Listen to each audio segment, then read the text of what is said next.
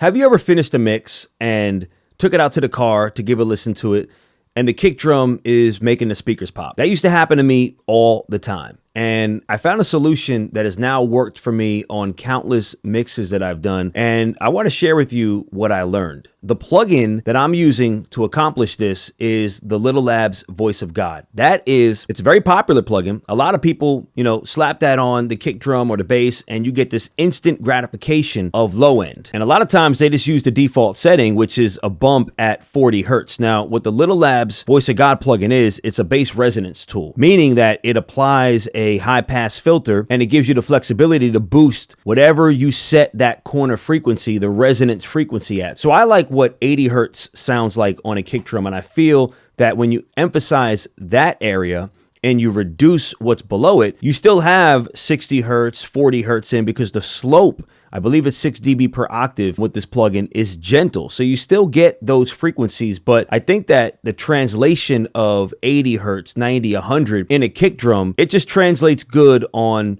car speakers, where you're not going to get that distortion in the speaker when the kick is hitting. So I use it a little bit differently. I'm using one instance of the plugin, and I will set the corner frequency to 60 hertz, and I'll just do a little bit of a boost. I'm not going crazy. The default is like set at 5. I got mine set at 2. So nothing crazy. And then I added another instance of the Voice of God, and now I'm setting this one at 80. So it might not be very logical, but my logic in my experimentation is that I'm going to roll off everything below 60 hertz, gentle slow, boost a little bit of 60 hertz. And then I'm going to do the same thing with 80. My logic is that 60 hertz was boosted.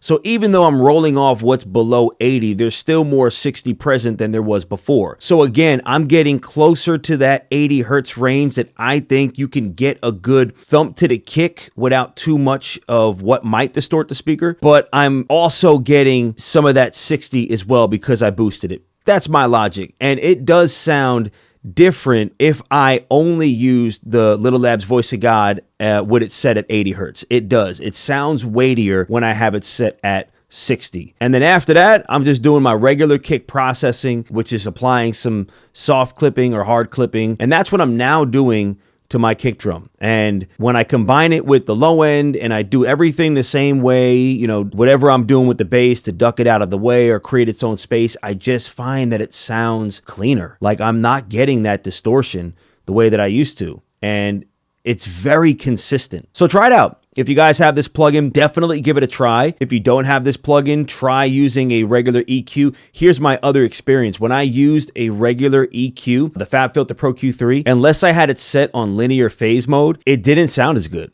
And even with linear phase mode, it didn't sound quite as good. So there's just something about the Voice of God plugin that I can't really explain why. It just sounds better doing this specific job. Give it a try. Leave a comment below. I'd love to hear if this helped you. If this video did help you, then please like it. And if you're new here, consider subscribing. I'd greatly appreciate it. Until the next one, God bless you.